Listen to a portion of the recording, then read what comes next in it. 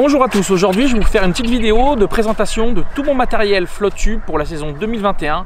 Vous avez été plusieurs abonnés à me demander qu'est-ce que j'utilisais, quel type de palme, etc.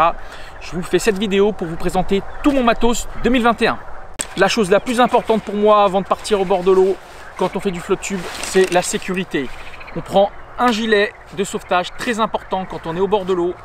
Toujours avoir un gilet de sauvetage quand on fait du Flottube, c'est très important. Voilà le mien, ça fait déjà 3 saisons que je l'ai, il est très bien, aucun souci. Je vous présenterai en description dans la vidéo tout ce que j'utilise, tout est en description en dessous de la vidéo. Voilà mon Flottube, ça fait 3 ans que je l'utilise, j'en suis très content. C'est un Flottube Caperlan, le FLTB5 en couleur orange et noir, très bien, pas de souci, il fonctionne super bien, très résistant. Pour ce Flottube, j'utilise une pompe Caperlan. Attention, la pompe n'est pas livrée quand vous achetez votre Flottube. Pensez à l'acheter avec, sinon vous allez arriver le jour de l'ouverture sans pompe et vous ne pourrez pas gonfler votre Flottube. Au niveau des embouts, il y a 2 embouts, un pour gonfler les 2 bouées de chaque côté et un petit pour gonfler le siège et le fauteuil. Avec ce Flottube, j'utilise des waders au printemps, à l'automne et l'hiver quand il fait froid. Ce sont des waders Caperlan 3 mm de très bonne qualité. Ça fait pareil 2 ans que je les ai, aucun souci avec. Ça fait 2 saisons que j'utilise ces palmes, je vous les présente. C'est des palmes Marès en extra large. C'est les Super Channel. Je vous conseille de prendre des palmes assez longues, comme ça quand vous palmez, au moins vous avez de la puissance. Quand il y a du vent, des fois c'est un peu galère pour revenir dans l'autre sens. Si vous pêchez dans les endroits où il y a du courant aussi, c'est important d'avoir des palmes puissantes quand on met un coup de palme, de pouvoir avancer avec du vent dans le dos ou quand il y a du courant. Sur ce Flottube, je monte. La première année, j'en avais pas acheté. Et puis depuis 2 ans, j'ai investi dans un porte-canne. C'est un porte-canne de veau qui est assez large. On peut mettre 3 cannes sans aucun problème. Je vous conseille de prendre des porte-cannes assez larges, des cannes pour leurre. Ne prenez pas des porte-cannes pour mouches parce qu'ils sont beaucoup plus réduits. Là, les écartements sont grands, mais sans aucun problème. 3 cannes casting avec des moulinets volumineux et ça passe super bien. Sur ce Flottube, j'utilise toujours cette épuisette Gunky flottante, spéciale Flottube, très pratique, vraiment pratique pour les gros poissons. Je l'attache toujours avec ici un petit lien directement sur le Flottube. Comme ça, si l'épuisette elle est dans l'eau, elle peut partir, elle sera toujours en bordure du Flottube.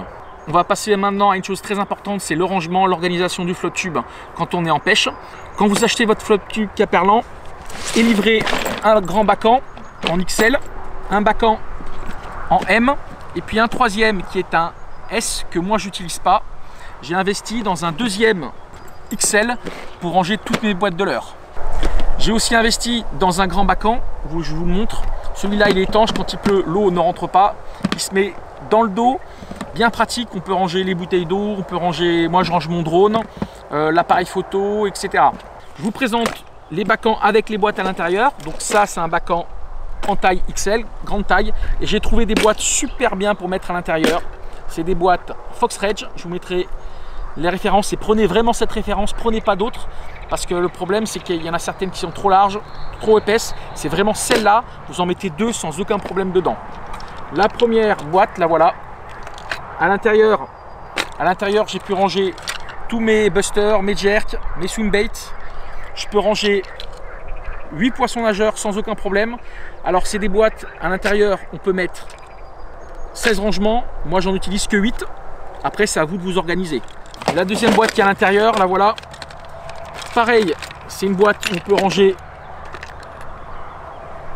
où j'ai rangé tous mes leurres souples, tous mes gros leurres souples. Bien pratique. C'est une boîte pareille, il y a 16 compartiments et moi j'en mets que 4. Comme ça, c'est très pratique à prendre les leurres, on ne s'escanne pas. Gros leurres souples, super pratique. Mon deuxième bacan, ici, pareil, 2 boîtes. Toujours des boîtes Fox Rage, très pratique. Celle-là, elle est un peu particulière. C'est une boîte à l'intérieur où on peut faire 8 rangements. Et à l'intérieur, j'ai mis tous mes leurres souples, mes frogs. J'ai mis un petit buzzbait aussi, Vous voyez, pratique à prendre. Ici, j'ai du spinner. J'ai tous mes spinners, les gros spinners, les petits. J'ai des cranks, quelques whooper cloppers, des petites grenouilles. Tout à portée de main, très pratique. Donc celle-là, c'est 8 rangements. Moi, j'en mets 6. Vous pouvez faire en fonction de ce que vous avez comme leurre. C'est ça l'avantage, c'est modulable. Et le dernier, Bacan, qui se trouve ici. Là, j'ai pareil, 16 rangements, moi j'en mets 8. Et là, j'ai mis du gros leurre souple. J'ai mis quelques leurres souples. Voilà, une petite maousse. Quelques cranks un peu plus volumineux. Et puis quelques poissons nageurs. Très bien adaptés. Ça à vous de faire en fonction de ce que vous avez besoin. Avec 4 bois de rangement, on peut vraiment sortir tranquille en pêche. Dernier Bacan que je vous présente, c'est le Bacan qui est en M avec à l'intérieur un gant, quelques petits leurres souples. À l'intérieur, je vais mettre mes batteries, j'ai un mètre, j'ai pour décrocher mes brochets un petit attractant très pratique. Il n'est pas très gros, mais il est suffisant pour mettre quelques bricoles. Je vais vous présenter une petite session faite en étant privé le 22 avril. On a cherché le brochet, malheureusement, on en a décroché un seul, c'est Scott qui touche un gros poisson mais qui décroche. Et en fin de journée, j'ai sorti des frogs et là j'ai fait 3 basses, malheureusement décrochées, mais de très beaux combats avec de très belles images. Je rappelle que le Black Bass ferme le 1er mai et réouvre le 1er juillet 2021 en Côte d'Or. Dans d'autres départements, c'est pas les mêmes dates.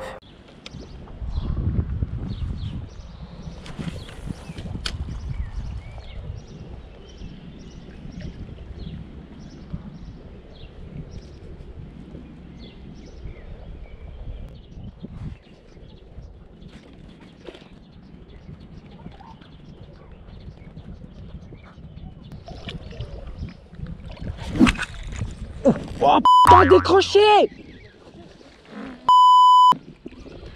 Oh la tape! Oh purée, vénère. Et pourtant j'ai fait rire. J'ai bien vu, hein, magnifique. Hein.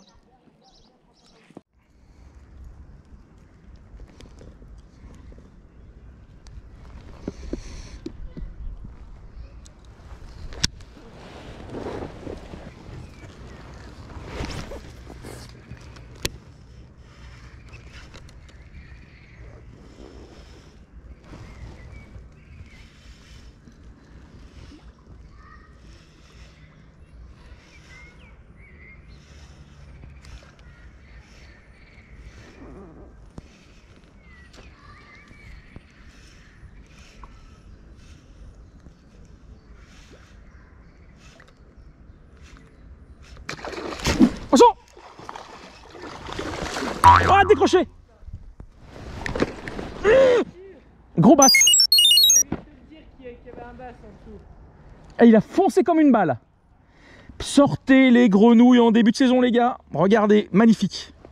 Superbe. Parce que il y a 2 jours, Paul il m'a dit qu'il y avait un beau black. Oh, superbe. Et il est sorti comme une balle.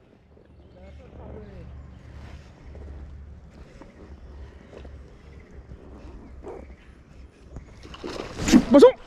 Oh, décroché encore. Décroché, deuxième. Il a défoncé. Mais j'ai vu sauter tout à l'heure.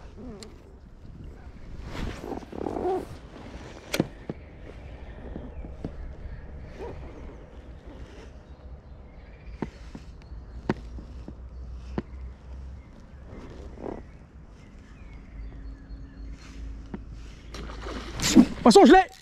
Là, je l'ai. Là, je l'ai. Je l'ai.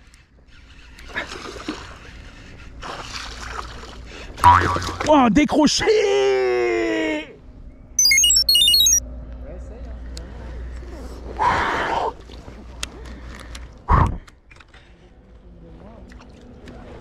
Et pourtant, je l'ai bien ferré, je l'ai laissé manger. Hein.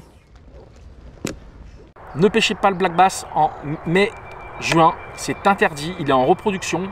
Faites attention. Moi, j'ai pu le pêcher, il était encore ouvert. Si vous voyez un black bass, ne mettez pas une frog, ne mettez pas un worm pour essayer de le faire. Laissez-le tranquille pour qu'il se reproduise. Avant de vous quitter, je voulais vous dire la chose la plus importante en flotte tube, c'est la sécurité. Pensez à avoir un gilet de sauvetage, c'est très important, ça peut vous sauver une partie de pêche qui est mal partie. Si vous tombez à l'eau, on ne sait jamais, ça peut arriver. Je vous ai présenté tout mon matériel pour le flotte tube, pour la pêche du carnassier. J'espère que cette vidéo vous a plu. Je vous souhaite à tous une très bonne ouverture 2021 et une super saison. A plus les amis, ciao!